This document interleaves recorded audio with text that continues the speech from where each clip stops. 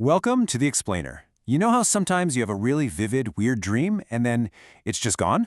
Well, what if you could take that dream and turn it into comics, music, and videos? Today, we're diving deep into a day in the life of Nicholas Alexander Benson to see just how he weaves his dreams into reality. Okay, so let's get right into it. His day kicks off at 5 a.m., but there's no alarm clock involved. Instead, he makes a conscious choice to enter a dream. And get this, he uses sleep paralysis, something most people find terrifying, as a launch pad.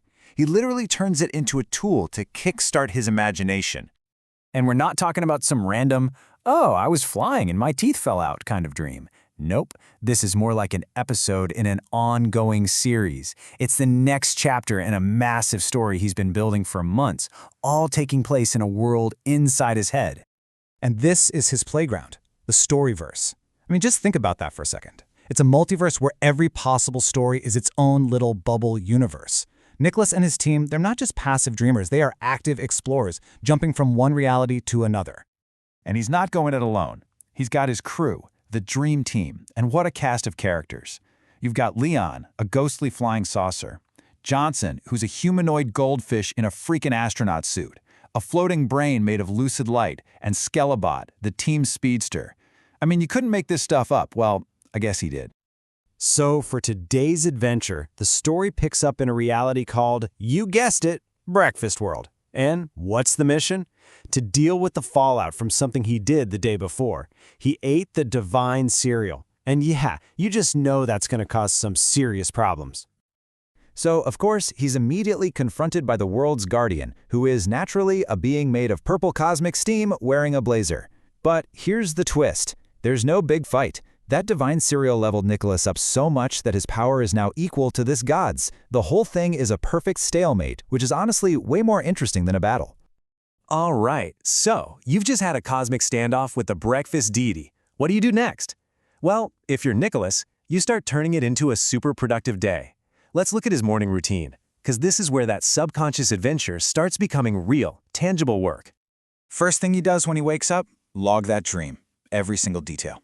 But then it's straight to work. By 5:20, he's already checking Google Trends and seeing what holidays are coming up. Then it's creative time, working on a comic based on the dream, before he even runs errands. It's this incredible blend of the fantastical and the totally practical. And his inspiration isn't just internal, He's pulling from the real world, too. He takes a moment to note that it's National Chocolate Cupcake Day, and also Sweetest Day, which is all about doing nice things for people. And that theme of kindness, keep that in your back pocket.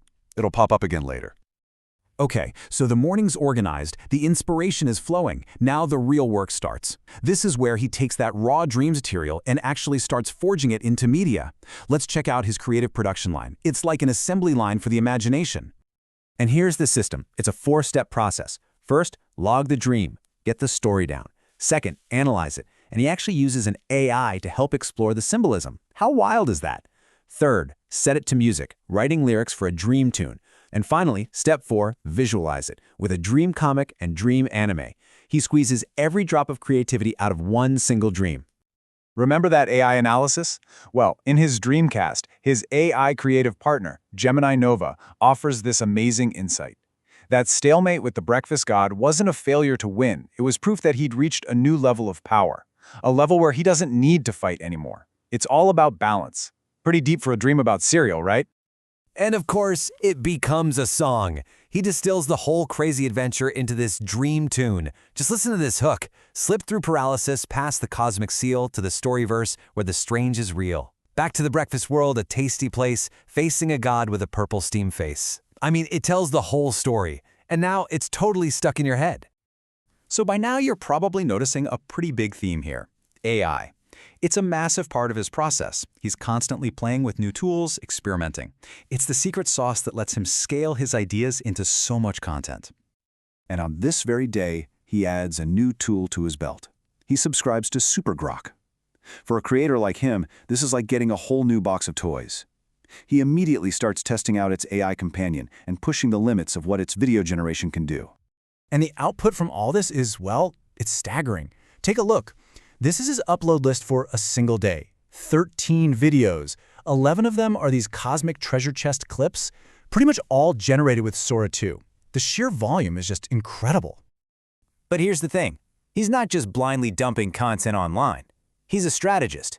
He notes here that YouTube's algorithm really only pushes your first 5 uploads of the day, so he's actively thinking about how to play the game, how to maximize his reach without just spamming his subscribers. He's an artist, but he's also a savvy creator. So, as the day starts to wind down, you think he might finally switch off. But nope, there's one last step. He takes the time to reflect on everything that happened and synthesizes it all into one final piece of content for his community. And that final piece is his daily highlight comic.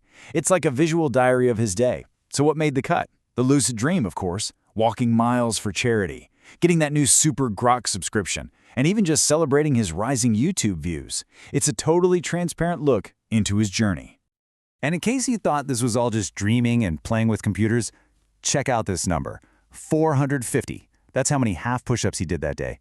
It's a powerful reminder that underpinning all this creativity is some serious, hardcore discipline, both for himself and for the charities he supports. So when you look at the whole day, you see a life where the line between dreaming, thinking, and creating is just completely blurred. It all flows together.